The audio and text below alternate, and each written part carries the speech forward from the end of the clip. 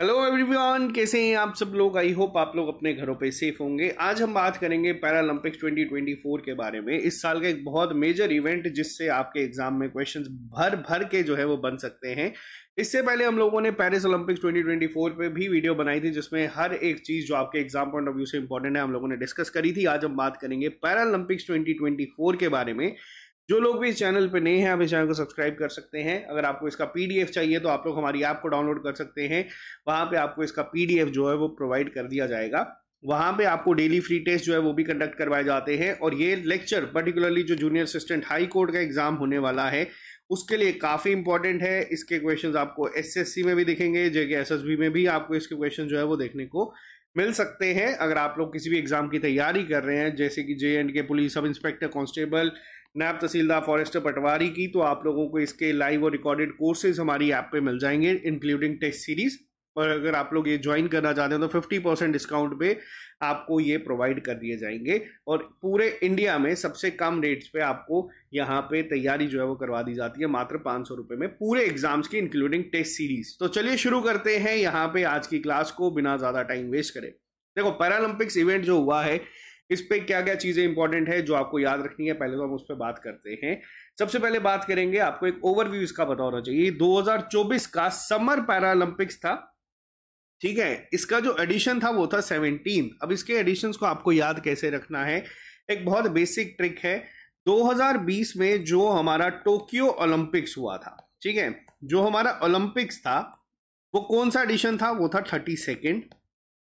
और पैरा कौन सा था, वो था हमारा 16। अब इसको याद करने की ट्रिक क्या है, 32 को हाफ कर देना, आपको 16 मिल जाएगा। अगर आपको एक बार ये याद हो गया तो आपको सारे याद रखने की जरूरत नहीं पड़ेगी, आपको बस एक यही याद रखना है। अब बात करते हैं पेरिस की, ठीक है। अगर आपको पेरिस की बात करते हैं ओलंपिक्स की, तो ये कौन सा था 32 के बाद, ये कौन सा होगा, ये 33 था। और पैरा वाला कौन सा था, ये था 17, ठीक है। एक एक आप लोग इस पर बढ़ाते चलना।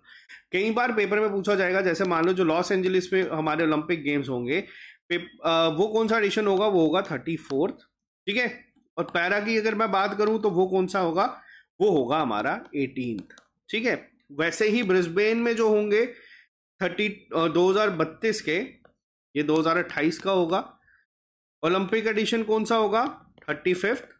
और पैरा कौन सा होगा, 19। अब पेपर में क्या होता है, आजकल एग्जामिनर थोड़े से चालाक हो चुके हैं, वो आपको ये नहीं पूछेंगे कि 2028 का कहाँ होगा या 2032 का कहाँ होगा।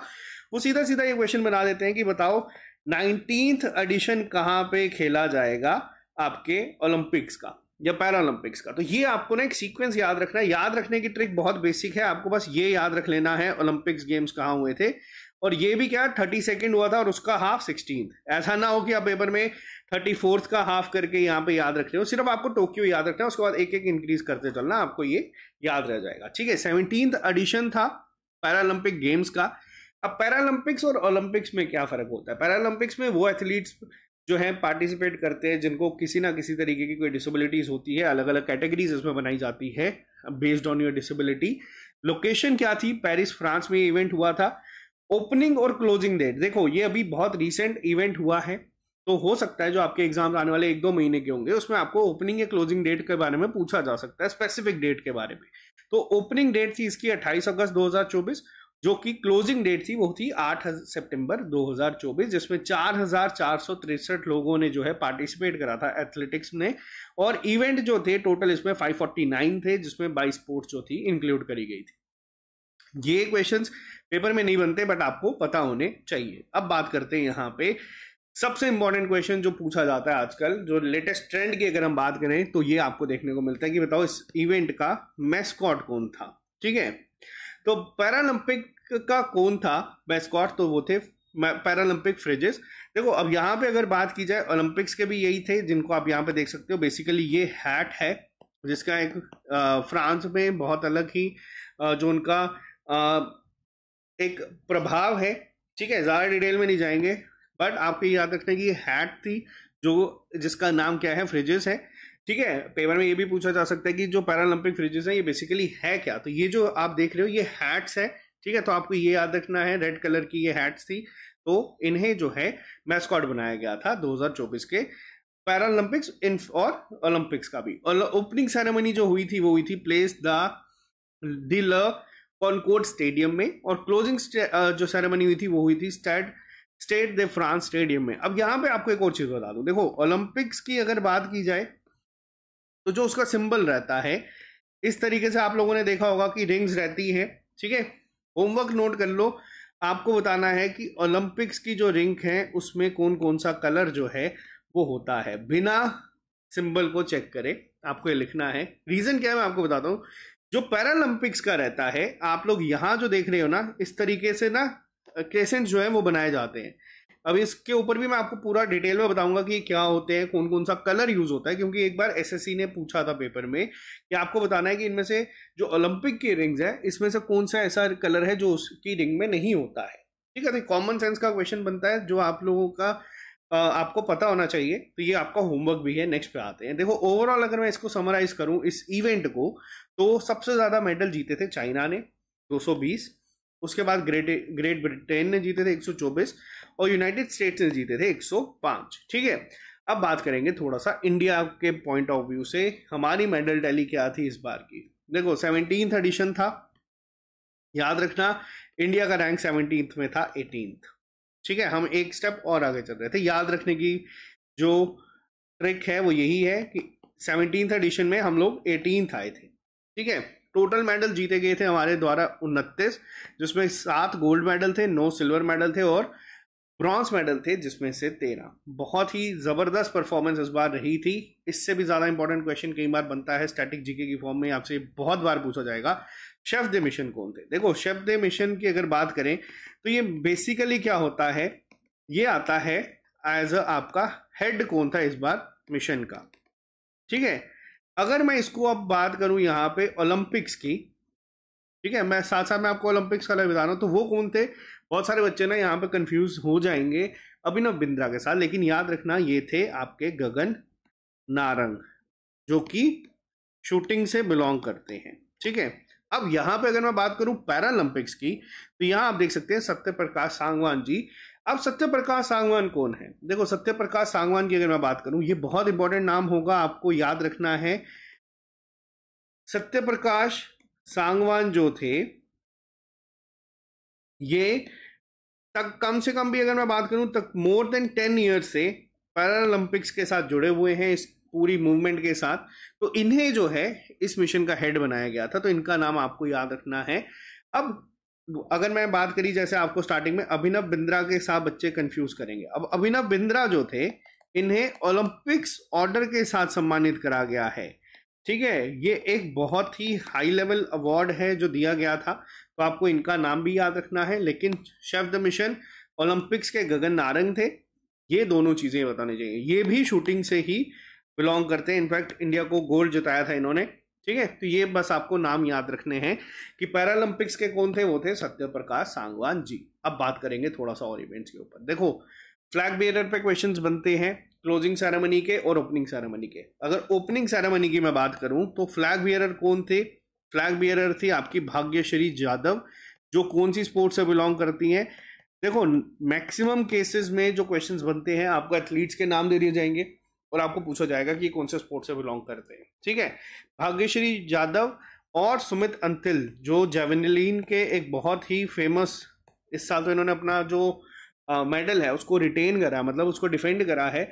सुमित अंतिल बहुत इंपॉर्टेंट नाम होने वाले हैं। नीरज चोपड़ा भी हमारे जेवलिन के प्लेयर हैं, लेकिन सुमित अंतिल जो हैं वो भी जेवलिन के हैं क्योंकि इन्होंने दोबारा गोल्ड मेडल जो है जीता है। वो मैं डिटेल में आपको भी आगे बताऊंगा। क्लोजिंग सेरेमनी की बात की जाए तो प्रीति पाल जो कि क्या है, स्प्रिंटर है, ठीक है, और हरविंदर सिंह जो कि आर्चर हैं। ये नाम बहुत इंपॉर्टेंट है, मैं आपको जो यहाँ पे लिख के बता रहा हूँ, पेपर में आपसे डायरेक्ट पूछा जाएगा। Harvinder Singh who was recently in news is related to which sports. तो ये आपको याद रखना है, आर्चर हैं, इन्होंने पहली बार आर्चरी में पोडियम फिनिश करा है, इंडिया से पहले ऐसे बने हैं, तो ये आपको याद रखना है। नेक्स्ट पे आते हैं अब हम लोग। अब यहाँ पे अगर मैं बात करूँ इंडियन जो टोटल कितने एथलीट्स थे जिन्होंने पार्टिसिपेट करा था, तो इंडिया की तरफ से इस बार टोटल 84 एथलीट्स जो हैं पैरा एथलीट्स इन्होंने पार्टिसिपेट करा था, जिसमें 32 वुमेन थी, 52 जो थे वो मेल जो एथलीट्स थे उन्होंने यहाँ पे पार्टिसिपेट करा था और इंडिया को रिप्रेजेंट करा था पेरिस यहाँ पे पैरालंपिक्स में। जिसमें से कि ये 12 गेम्स में खेले थे, और सबसे ज़्यादा जो किसी गेम में थे वो एथलेटिक्स में थे, जिसमें टोटल 38 जो थे उन्होंने पार्टिसिपेट करा था। अब बात करेंगे यहाँ पे थोड़ा सा और डिटेल में। पहला मेडल किसने जीता था इस पैरालंपिक्स में? देखो, ओलंपिक्स में पहला मेडल किसने जीता था? ओलंपिक्स में पहला मेडल जीता था मनु भाकर ने, ठीक है। शूटिंग में जीता था, यहाँ पे भी सेम हुआ था, अवनी लेखारा। बहुत फेमस नाम है, पिछले ओलंपिक से ये चलता आ रहा है। क्यों? क्योंकि इन्होंने भी अपना मेडल जो है वापस से डिफेंड करा है, और उन्होंने भी गोल्ड मेडल जीता था शूटिंग में। बहुत इंपॉर्टेंट है। अब यहाँ पे कई बार क्या होता है, एग्जामिनर, अब जैसे देखो अवनी लेखारा बहुत फेमस नाम है, टोक्यो ओलंपिक्स है। एग्जामिनर ने मान लीजिए अगर क्वेश्चन को टफ करना है तो ये पूछेगा कि अवनी लेखारा ने रिसेंटली गोल्ड मेडल जीता है शूटिंग के किस कैटेगरी में यहाँ पे मेडल जीता है। तो याद रखना, इन्होंने women R2 10 meter air rifle standing H1 में जो है गोल्ड मेडल जीता है। लास्ट मेडल किसने जीता था, जो अभी आपको इंस्टाग्राम पे या फिर हर एक जगहों पे बहुत वायरल होते हुए दिख रहे हैं, लेकिन एक बहुत जबरदस्त पर्सनालिटी है, नवदीप सिंह जी। इनका मैंने पूरा पॉडकास्ट भी सुना, मतलब एक इंस्पिरेशन है कहीं ना कहीं अपने हर एक इंसान के लिए। इन्होंने भी गोल्ड मेडल जीता, किसमें? जेवलिन थ्रो F41 में। आपको पैरालंपिक्स में ये याद रखना थोड़ा सा डिफिकल्ट होगा कि किस किस प्लेयर ने किस किस कैटेगरी में जो है मेडल को जीता है, बट ये आपको पता होना चाहिए। खासतौर पे तो उनका, जिन लोगों ने गोल्ड जीता है, इनके आने के चांसेस थोड़े से ज्यादा बन जाते हैं। नेक्स्ट पे आते हैं। अब एक नाम ऐसा भी है जिसने इस बार रिकॉर्ड बनाया है बहुत सारी चीज़ों में। मैक्सिमम मेडल किसके द्वारा जीते गए हैं, एक इंडिविजुअल की बात करूंगा अगर मैं यहाँ पे, तो चाइना की तरफ से 7 गोल्ड मेडल सिर्फ और सिर्फ वाई जियांग ने ही जीते हैं। किसमें? स्विमिंग में। इनका नाम भी न्यूज़ में बहुत था, तो याद रखना वाई जियांग जो हैं वो स्विमर हैं, जिनको आप यहाँ देख सकते हैं। और इन्होंने अकेले ने 7 मेडल जो है, गोल्ड मेडल जो है वो जीते इस बार पैरालंपिक्स में। क्लियर है? नेक्स्ट पे आते हैं हम लोग। हाँ, थोड़ा सा और यहाँ पे अगर हम बात कर लें तो आपको मैंने बताया कि आपको ये याद रखना है, एडिशंस भी याद रखने हैं, 16th, 17th और 18th। वहीं अगर विंटर पैरालंपिक्स की बात की जाए, देखो विंटर पैरालंपिक्स थोड़ा सा अलग होता है, क्योंकि देखो विंटर ओलंपिक्स हम लोगों ने देखा था लास्ट टाइम। विंटर ओलंपिक्स में इंडिया से सिर्फ एक ही एथलीट गया था जो J&K से था, ठीक है। अब उनका नाम क्या था? ठीक है, ये एकमात्र इंडियन थे जो कि गए थे। इनका नाम था आरिफ खान, मोहम्मद आरिफ खान, ठीक है। ये स्कीइंग के लिए जो है शॉर्टलिस्ट हुए थे। और विंटर ओलंपिक्स की बात करूं तो नाम याद रखना बिल्किस मीर का। ये भी जम्मू कश्मीर से थी। ये उसमें एज अ कोच जो थी, एज अ जज सॉरी, सिलेक्ट हुई थी। और यही जो थी एकमात्र विमेन बनी थी जो इस साल के ओलंपिक्स में भी एज अ जज जो थी वो सिलेक्ट हुई थी। ये दोनों जम्मू कश्मीर से हैं, इनका नाम याद रख लेना। अब बात करते हैं यहाँ पे नेक्स्ट पे, कहाँ पे हुआ है? बीजिंग चाइना में हुआ था 2022 का। और विंटर पैरालंपिक कब होगा? वो इटली में होगा 2026 में। कई बार पेपर में क्वेश्चंस इस तरीके से भी बन सकते हैं, क्योंकि देखो ओलंपिक्स न्यूज में था, पैरालंपिक्स न्यूज में था, तो आपको विंटर ओलंपिक्स भी पूछा जा सकता है कि कहाँ पे होगा, ठीक है। और ये 2-2 साल के गैप में होते हैं। जैसे 2020 में अगर आप लोगों का ओलंपिक्स हुआ था तो 22 में आपका क्या होगा? जो अगर समर ओलंपिक्स हुआ था तो 22 में विंटर होगा, 24 में फिर आपका समर हुआ है तो 26 में आपका विंटर ओलंपिक्स होगा, ठीक है। फिर 28 में आपका समर ओलंपिक्स और फिर 30 में। तो ये इस तरीके से चलता है, तो ये सीक्वेंस भी आप लोग याद रखिएगा। नेक्स्ट पे आते हैं। अब यहाँ पे बात करते हैं जो मैंने आपको स्टार्टिंग में बताया ना, सिंबल के बारे में। तो पैरालंपिक गेम्स का जो सिंबल था वो बेसिकली क्या है? 3 क्रेसेंट्स को लेके बनता है, जिसके कलर याद रखना, ये कलर आपको पता होने चाहिए, रेड, ब्लू और ग्रीन। लेकिन ये किस पे है? ये जो फील्ड आप लोग देख रहे हैं, ये फील्ड का कलर भी याद रखना, on a white field. Paper में पूछा जाएगा कि इनमें से कौन सा ऐसा कलर है जो कि आपके पैरालंपिक गेम्स के सिंबल में नहीं यूज होता है। ऑप्शंस में आपको इस तरीके से दे दिया जाएगा, रेड, ब्लू, ग्रीन, और हो सकता है टॉप पे ही आपको व्हाइट दे दे, नीचे आपको पिंक दे दे या कुछ दे दे। तो बच्चा सोचेगा कि नहीं यार इसमें तो 3 कलर होते हैं, तो व्हाइट तो होता नहीं है। लेकिन याद रखना व्हाइट फील्ड पे तीनों बनते हैं, तो व्हाइट भी इसमें इंक्लूडेड है। और इस सिंबल को कहा जाता है एगिटोस, ठीक है। एगिटोस कहा जाता है, जिसका लैटिन वर्ड है, जिसका मतलब होता है आई मूव। क्लियर है? ये पॉइंट्स याद रखना, ठीक है। अब बात करते हैं थोड़ा सा अब डिटेल में हमारे मेडलिस्ट की जिन्होंने इस इवेंट में मेडल्स को जीता। सबसे पहला नाम, बहुत फेमस नाम, अवनी लेखारा जी। ये पहली विमेन बनी है जिन्होंने 2 गोल्ड मेडल को जीता था पैरालंपिक गेम्स में, ठीक है। पिछली बार भी जीता, इस साल भी जीता, लेकिन इस बार एक और ऐसी चीज हुई जो हम लोग आमतौर पे देखते हैं ना, पोडियम में फर्स्ट सेकंड थर्ड लिखा हुआ होता है। पहली बार एक इवेंट ऐसा हुआ जिसमें कि अवलीन लेखारा ने गोल्ड जीता और मोना अग्रवाल ने साथ ही साथ में यहाँ पे ब्रॉन्ज जीता। और ये पहली बार हुआ है कि इंडिया ने डबल पोडियम फिनिश करा एक सिंगल इवेंट में पैरालंपिक्स में, यानी कि जो गोल्ड मेडल जीता वो भी और ब्रॉन्ज मेडल जो जीता वो भी इंडियंस के द्वारा जीता गया, जिनको आप यहाँ देखें, अवनी लेखारा और मोना अग्रवाल। पेपर में वो क्वेश्चन बनेगा मोना अग्रवाल कौन सी स्पोर्ट से रिलेटेड है, तो याद रखना कि ये शूटिंग से है। नेक्स्ट पे आते हैं, मोस्ट इंपॉर्टेंट क्वेश्चन है यहाँ पे। ये नाम आप लोग जानते हैं, नाम आप लोगों ने पढ़ा है, जो बच्चे जम्मू कश्मीर से हैं आपको इनके बारे में पता होना चाहिए। आपको भी, आपके घर पे अगर कोई बच्चे हैं उनको भी, सबको इनके बारे में पता होना चाहिए। शीतल देवी सिर्फ 17 साल की ये हैं। हार्डली 1-1.5 साल पहले इन्होंने जो है आर्चरी शुरू करी है। इंडियन आर्मी ने इनकी मदद करी थी, इनके दोनों हाथ नहीं है, बट इन्होंने यंगेस्ट पैरा ओलंपिक मेडलिस्ट बनी है इंडिया की तरफ से, ठीक है। और इन्होंने ब्रॉन्ज मेडल जीता था मिक्स्ड इवेंट में राकेश सर के साथ। तो ये दोनों नाम याद रखने हैं। आर्चरी में इंडिया की तरफ से इन्होंने मेडल जीता है, किश्तवाड़ से बिलोंग करती हैं। इंडियन आर्मी ने इनको पूरा ट्रेन करा था। और ये एक एग्जाम्पल है उस हर एक इंसान के लिए जिसको लगता है कि अगर मैं कुछ नहीं कर सकता लाइफ में, तो इन्होंने जो करा है वो आप लोगों के सामने है, सबके सामने है। इनफैक्ट मेरे लिए ये मतलब एक इंस्पिरेशन से भी बहुत ज़्यादा अब यहाँ पे इनके लिए रिस्पेक्ट है। नेक्स्ट पे आते हैं। नेक्स्ट नाम और ज़्यादा इंपॉर्टेंट है, हरविंदर सिंह जी का, ठीक है। क्लोजिंग सेरेमनी में हम लोगों ने बात करी थी ना यहाँ पे। हरविंदर सिंह जी ने क्या करा था, ये पहले पैरालंपिक चैंपियन बने हैं आर्चरी में, इन्होंने गोल्ड जीता है और पहली बार इंडिया ने आर्चरी में मेडल जीता है गोल्ड। हरविंदर सिंह जी जिनको आप यहाँ देखें, इनके द्वारा जीता गया। नेक्स्ट पे बात करते हैं सुमित अंथिल। इनको याद करना आसान होगा आपके लिए, मेरे नाम के साथ ही सेम नाम हम लोगों का है, लेकिन इनकी जो उपलब्धि है वो बहुत ज़्यादा है। नेक्स्ट, अब जेवलिन जो स्टार हैं हमारे सुमित अंथिल, इन्होंने पहले इंडियन बने हैं जिन्होंने डिफेंड करा अपना टाइटल, यानी कि इन्होंने जो है 2020 में भी गोल्ड जीता था और 2024 में भी गोल्ड जीता गया है। जेवलिन की अगर मैं बात करूं तो जेवलिन थ्रो में हमारे इंडिया में ज़्यादातर नाम चलता है नीरज चोपड़ा का, क्योंकि इन्होंने ओलंपिक्स में गोल्ड जीता था जो 2020 का हुआ था टोक्यो में, बट इस साल इन्होंने सिल्वर जीता है 2024 में। बट सेम चीज़ अगर बात करी जाए सुमित अंतिल की, तो इन्होंने अपना टाइटल डिफेंड करा है, इन्होंने वापस से गोल्ड जीता है। तो ये बहुत बहुत बड़ा नाम है इस समय जेवलिन में, तो ये आपको पता होना चाहिए। नेक्स्ट पे आते हैं, मरियप्पन थंगवलु। देखो मरियप्पन थंगवलु ना एक लेजेंड बन चुके हैं ऑलरेडी।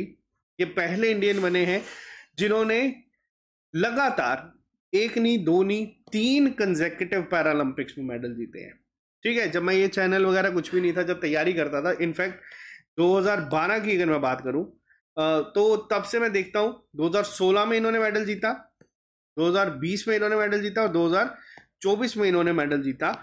तो ये आपको जो है याद रखना है डेटा थोड़ा सा।